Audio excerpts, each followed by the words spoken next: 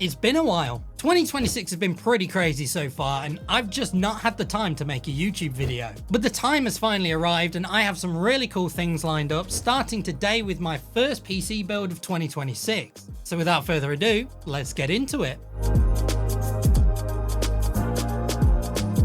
So yes, it's been quite a while since I last did a PC build on the channel, so I thought it'd be a nice way to kind of kickstart the long form content back into gear. And I've been sent some pretty cool bits of gear over the past weeks and months, so I thought this would be a nice opportunity to throw it all together into a build and get some good use out of it. But enough of me jabbering on, let's take a look at the parts we're going to be using for this PC. So for the CPU, we have this AMD Ryzen 9 9950X3D, which has just been sat in a drawer doing nothing, and that'll be going into this beautiful X870 Aorus Elite Wi-Fi 7 ICE motherboard. For the RAM, we have 32 gigs of this crucial DDR5, and this is actually the last RAM they sent to me before they announced they were leaving the consumer market, so this is probably the last build I'll ever use crucial RAM, which is pretty sad. And then for the SSD, we've got this 1TB ADATA Legend 900 Pro. For the GPU, overclockers have sent this beautiful white Palette 5070, which is going to look so good. I actually did some testing on this in my gaming PC, and it runs games really nicely. For the cooler, Lianli have sent over their HydroShift 2 LCDS 360TL mouthful of an AIO, and they also sent over this SX1200P white power supply, which has a really nice design even though you're not going to be able to see it. Then Phanteks have sent over some M25 120G2 fans. We have some regular and some reverse so that the build looks clean as possible. And all of that will be going in this Phanteks Evolv X2 Matrix case, which has some pretty nifty features, although if you've seen the thumbnail or the start of the video, you'll already know about them. But I think I've kept you waiting long enough, let's start building the PC. So first things first, let's get our Aorus motherboard unboxed, and I am really digging this crisp all white and silver aesthetic. And then we can bring in our AMD Ryzen 9 9950X3D CPU, taking care to properly line up the arrows in the corner and gently lower it down into the socket so that we don't damage any of the pins. Next we can bring in our crucial DDR5 RAM, which again has this beautiful clean all white design,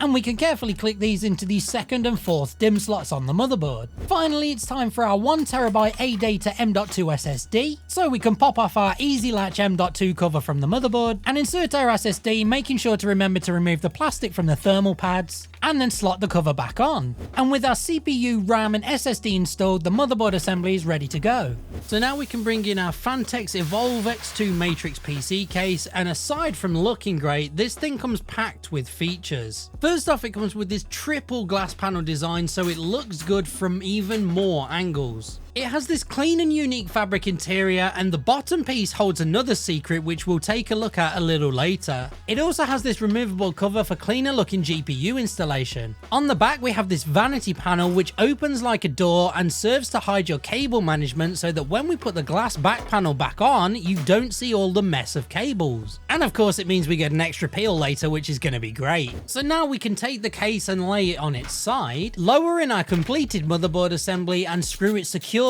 into the case. Also, quick shout out to the Linus Tech Tips guys who sent over this screwdriver for my PC builds and has made them so much easier. With the first part of the build done, now we can remove this top bracket so that we can install our AIO Cooler, which was meant to be this one from Lianli, until I discovered because of the block on the end and the way that the tubes are installed on the side, firstly there's no room for the tubes, and because of this end piece the radiator itself will not fit. Thankfully I did have a spare to hand, which is this Trix Panorama 360, which I had been saving to go into my editing PC. I've been a big fan of this cooler for a long time, and I will still be using it for that build, so it will be repurposed in the future. Now, while this cooler does of course come with fans already pre-installed onto the radiator, we're not actually going to be using these ones in our build. Instead, we're going to bring in our Phanteks M25 120G2 fans, which we're going to be using throughout this build. So now we need to remove our pre-installed Trix fans from the radiator, take our removable bracket from the case and slot it onto the cooler,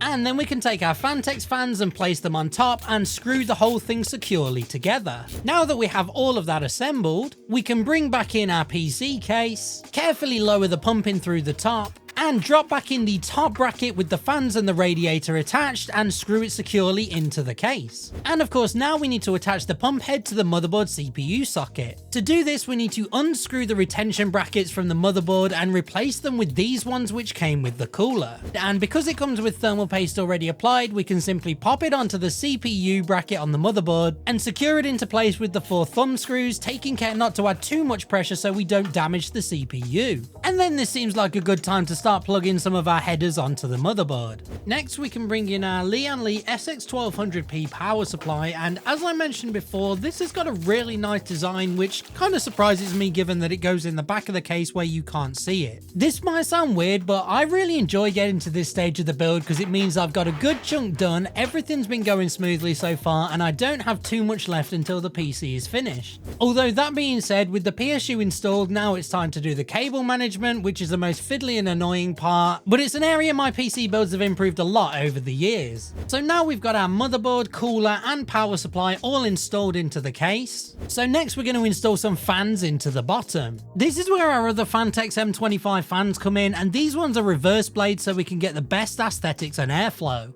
So now we can pop the fan bracket out the bottom of the case, place it onto the bottom of the fans, and securely screw everything together.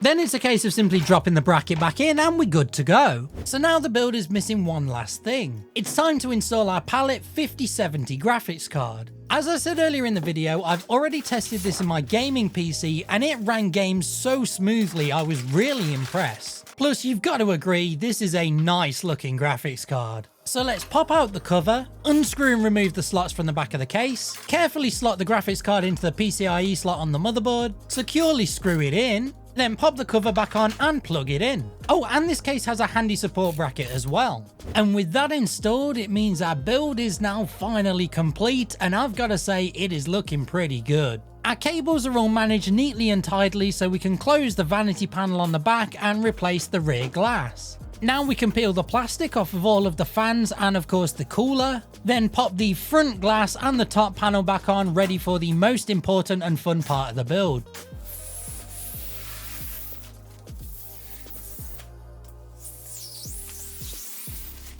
And there we go then, the PC is fully complete and all ready to go. It looks absolutely fantastic and I'm excited to see it in action. So let's clear a space on the end of the desk, drop the PC on and power it up to see how it runs.